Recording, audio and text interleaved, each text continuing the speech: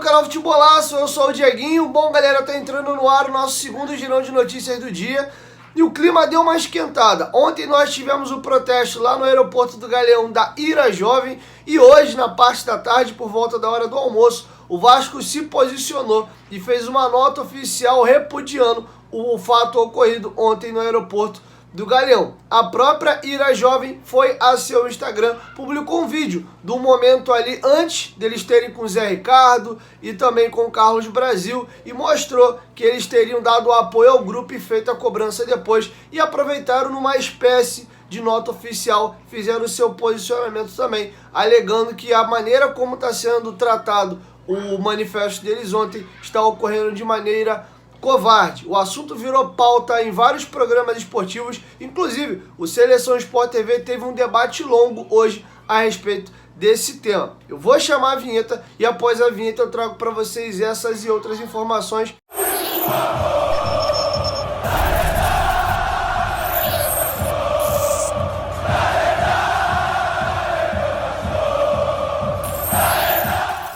Bom, galera, agora que a vinheta já rodou, pedi para tu deixar o like que ajuda a gente bastante. E se for novo no canal, já se inscreve e ativa o sininho das notificações. E não esquece também de seguir a gente lá no Instagram, beleza? Falando brevemente aqui do jogo, o Vasco joga contra a Chapecoense, muito pressionado. Zé Ricardo, principalmente depois dessa situação também da cobrança que teve, tá ainda mais aqui na guilhotina. A diretoria quer mantê-lo, sabe que a 777 só assume entre junho e julho, vai depender dos ritos da SAF. No final da semana que vem tem a votação do dia 30 de abril lá na Assembleia Geral, por isso se incluírem ou não a SAF no Estatuto do Vasco. Enfim, mas se o Zé Ricardo perder hoje para a Chapecoense, eu diria que não tem Jorge Salgado, 777, processo de transição no mundo aí que segure ele no cargo. Se isso não acontecer, seria uma grande, como é que eu posso dizer? Será uma coisa bem inesperada, porque eu acredito que com a demissão, com a derrota do Vasco, caso ela aconteça, o Zé Ricardo deve sim ser demitido. Falando brevemente do time, alguns jogadores têm aí sua situação ameaçada no time titular, principalmente o volante Yuri Lara e também Gabriel Peck. Existe sim uma possibilidade do Yuri Lara sair do time, isso se o Juninho fosse viajar. O Juninho não vai viajar, mas ainda assim temos a possibilidade de ter uma mexida ali na cabeça da área do Vasco. Mas o mais provável mesmo de acontecer é o Gabriel Peck perder a vaga dele para o atacante que veio do Ipiranga, o Eric, lembrei o nome dele agora aqui, o Eric do Ipiranga de Erechim. Essa é a provável mexida que o Zé Ricardo deve fazer. O atacante Zé Vitor, agora chamado de Zé Santos, está no banco de reservas. Juninho, quem segue a gente lá no Instagram e acompanha o vídeo anterior já tinha falado já. O Juninho está fora do jogo com uma mialgia na coxa direita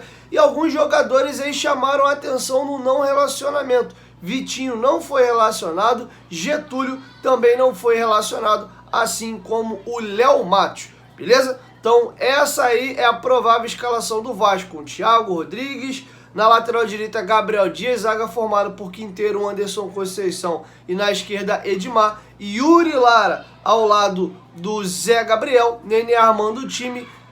Do outro lado ele deve ser mantido o Figueiredo passando para o lado esquerdo e aí o Eric entrando do lado direito na vaga do Gabriel Peck. Se isso não acontecer, o Peck fica no time e mais à frente o Raniel. E agora eu vou ler para vocês a nota oficial do Vasco. O Vasco se manifestou hoje se repudiando o ato que aconteceu ontem no aeroporto do Galeão. Nota oficial. O Clube de Regatas Vasco da Gama lamenta o ocorrido no aeroporto do Galeão na última quinta-feira, dia 21 de abril, durante o embarque de sua delegação para Chapecó.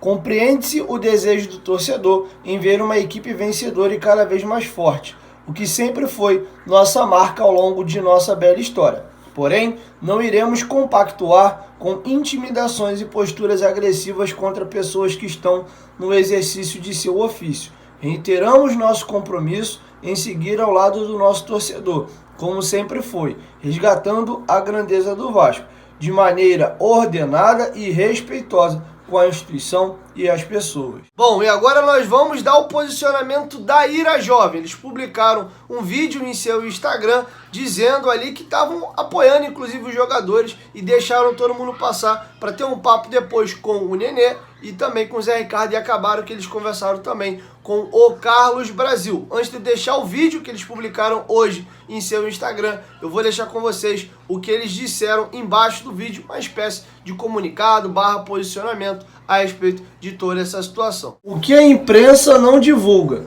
Gostaríamos de mais uma vez deixar explícito que o nosso amor ao clube e nosso apoio é incomum, incondicional e inquestionável, mas a forma que somos tratados e divulgados pela imprensa em modo geral, programas, comentaristas, blogueiros, donos de canais nas mídias sociais, é de forma tendenciosa e maldosa.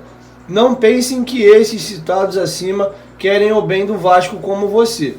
Nós e todos os torcedores que compram ingressos, viajam, torcem, se associam, participam de planos e projetos investindo seu tempo, seu sentimento e seu dinheiro neste clube. Deixamos bem claro que somos contra qualquer ato de violência e somos a favor, sim, da cobrança, da conversa e do diálogo para o bem do Vasco da Gama. E faremos tudo o que estiver ao nosso alcance para livrar o Vasco de mais um vexame na competição de acesso. Não se deixem levar pelas opiniões de pessoas que não querem o bem dos gigantes da colina, ATT Ira Jovem. Valeu? Vamos lá, galera. A gente tá aqui pra apoiar, valeu? Tá agora pra apoiar. Bora, mano. Estamos aqui pra apoiar. Estamos aqui pra apoiar.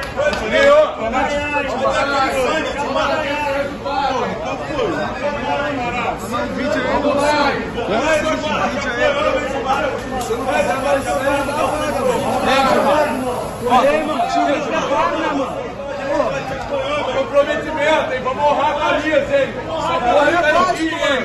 Essa porra é básica. Os salários de vocês tá todo. Vou falar pra vocês. Essa porra é básica, mano. É inadmissível pela torcida. É da base, hein? Essa porra é quinta-feira de carnaval, a gente tá aqui, hein? Bom, agora que vocês viram o posicionamento e também o vídeo, eu vou deixar com vocês o debate que teve hoje no Seleção Sport TV a respeito dessa situação. Foi levantado, inclusive, fatos semelhantes que ocorreram no CT do Flamengo e também no CT do Corinthians. Enfim, eu inclusive vou encerrando já a minha participação por aqui, vou deixar com vocês aí o debate e após assistir, você deixa aqui embaixo nos comentários qual é a sua opinião sobre toda essa situação. É isso, 1, 2, 3, futebolaço, tamo junto família, e após o jogo será transmitido no Sport TV e no Premier às 9h30 da noite, lá por volta de 11h30, quando o jogo acabar, eu venho aqui com o meu pós-jogo. 1, 2, 3, futebolaço, tamo junto família, qualquer momento de volta vai, tamo junto, valeu, fui! Eu, como trabalho com futebol, tenho o máximo respeito ao torcedor. Todo mundo que se apaixona por futebol é torcedor, já frequentou estádio na mesma condição dessas pessoas, né? No cimento da arquibancada, chorou, sofreu, xingou. O futebol é feito para o torcedor. Mas esse tipo de coisa, cara, pelo menos para mim, não sei vocês aí em casa, é uma covardia. Você tem ali 6 pessoas enormes cobrando um técnico que, se ele reage ali, se ele adota o mesmo tom de voz das pessoas que estão cobrando ele, o que aconteceria com o Zé Ricardo? E o Zé Ricardo tentou ali explicar, é tu que escala? Claro que ele que escala, ele é o técnico. Tentou ali de forma muito educada, até porque não havia outra alternativa ali, ele estava absolutamente desprotegido ali. Era ele contra aquelas pessoas enormes ali, cobrando o cara com aquelas palavras. Então, não tinha outra coisa que não ouvir, ficar ouvindo e tentar se equilibrar naquela situação. Agora, é absolutamente lamentável. Absolutamente lamentável. E isso acontece com todos os clubes grandes do nosso futebol. Não houve violência física, não houve, mas considero essa cena um ato de intimidação. Cara, que ambiente vai ter o Zé Ricardo depois disso? Imagina a cabeça dele para embarcar, dirigir o time. Ou estou exagerando? É uma cena, cara, é uma cena dura, cara. Que isso, cara? Eu acho uma violência, eu acho uma agressão.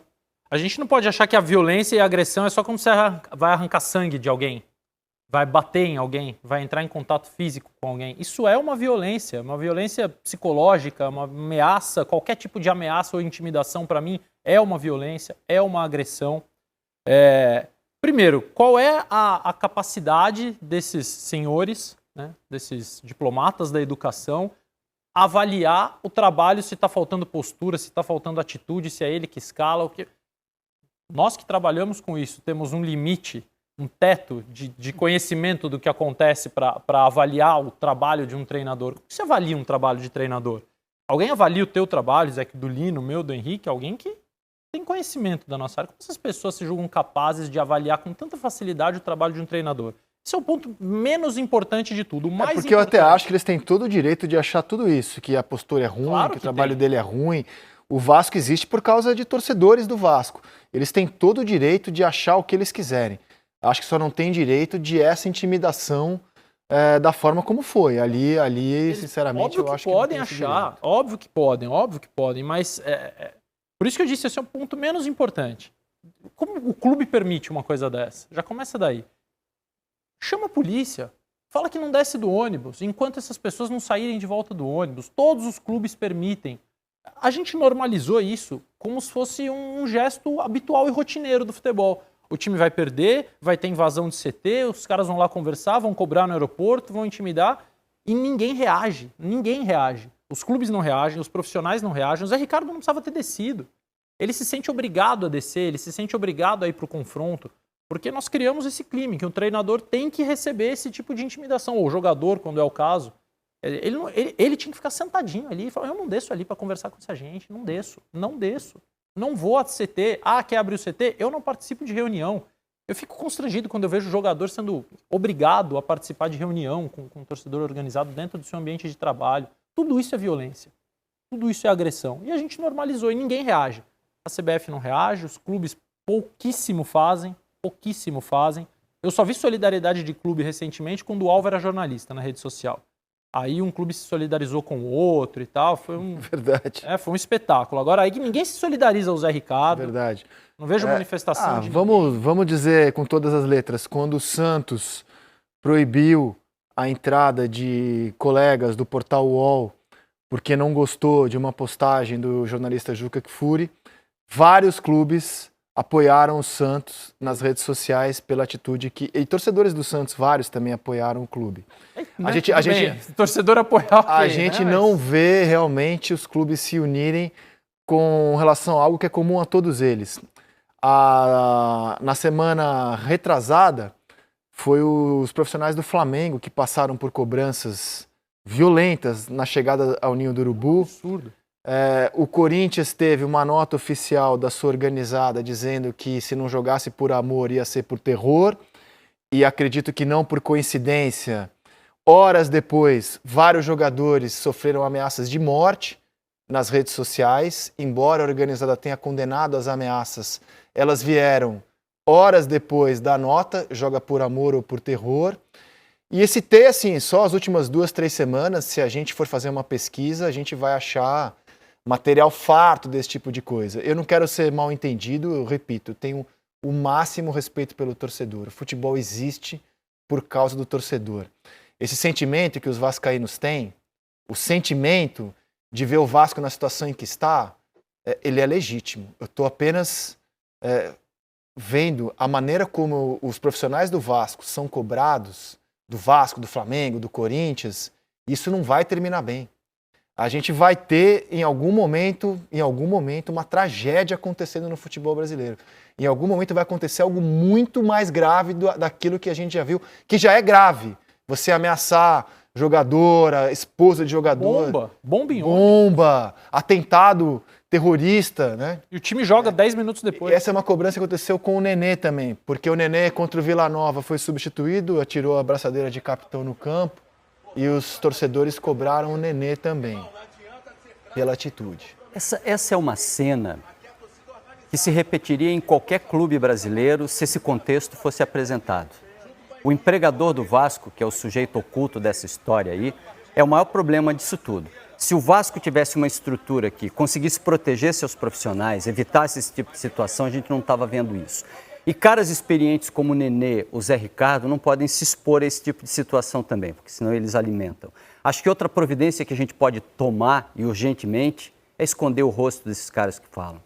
A cena não vai ser excluída, a imagem não vai ser excluída, o contexto, mas mostrar a cara deles, promover e de alguma forma expor nesse tipo de situação, eu acho que é algo que nós como jornalistas, nós como imprensa, a gente poderia repensar de alguma forma. Mas é notícia, Lino, a gente vai escolher o que a gente divulga ou não, é uma notícia. Eu faria isso, eu esconderia rosto, eu tiraria as pessoas, eu excluiria, eu daria contexto, distanciaria. Em algumas situações, acho até que a gente não precisa nem mostrar, a gente precisa comentar, porque isso vai alimentando esse processo também. Mas é uma discussão de redação. Não, eu acho a discussão muito boa. Há colegas, inclusive, que seguiram essa linha. Eu entendo o seu raciocínio, mas eu discordo. Eu acho que, até porque hoje com a internet, já houve um tempo em que jornalista tinha esse poder de aquilo que a gente não divulga num grande veículo, as pessoas não sabem. Hoje, todos são repórteres que podem divulgar fatos pela internet, embora não sejam jornalistas profissionais.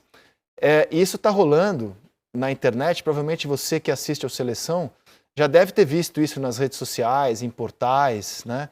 Já deve ter visto essa imagem várias vezes, isso está circulando por aí. A primeira vez que eu vi foi um repórter que divulgou, o Renan Moura, que divulgou nas redes sociais.